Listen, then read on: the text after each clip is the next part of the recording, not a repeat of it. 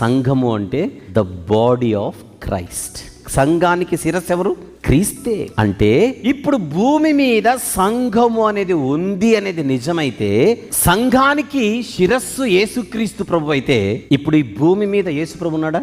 సంఘం ఉందా? శిరస్సు ఉన్న సంఘమా, శిరస్సు లేని సంఘమా? భూమి మీద శిరస్సు ఉన్న, శిరస్సు లేకపోతే శవం అంటారు, దాన్ని శరీరం అనరు.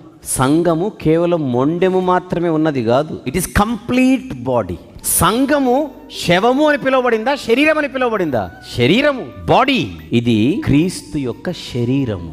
ఈ శరీరము శిరస్సుగా ప్రభువును కలిగి ఉంది. నేను ఒక్క మాట అడుగుతున్నా, మన శిరస్సు ఏమి చెబితే మన బాడీ అది చేస్తుంది. తలకాయ ఒకటి చెప్పి చేతులు ఒకటి చేయవు. ఈ శరీరం అంతా దీని ఆధ్వర్యములో, దీని నడిపింపులో, దీని కంట్రోల్లో నడుస్తుంది.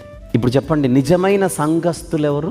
శిరస్సు చెప్పినట్టుగా నడిచేవారు. ఆ శిరస్సే యేసుక్రీస్తు ప్రభు.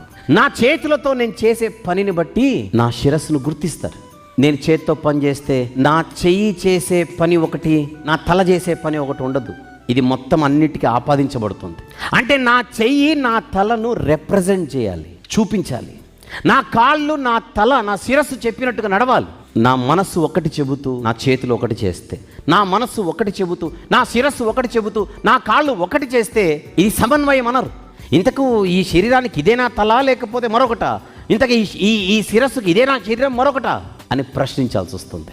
అంటే నా శరీరం అంతా దీనిని చూపించాలి, నా శరీరం అంతా దీనికి ప్రాతినిధ్యం వహించాలి. ఈ శరీరం అనేది ఈ శిరస్సుకు ప్రతినిధి. ఈరోజు క్రీస్తు సంఘము శరీరముగా పిలువబడుతూ ఉంటే, ఈ భూమి మీద అణువున మనం ఎవరిని చూపిస్తూ ఉండాలి? సంఘము ఎవరిని చూపిస్తూ ఉండాలి? శిరస్సును చూపిస్తూ ఉండాలి.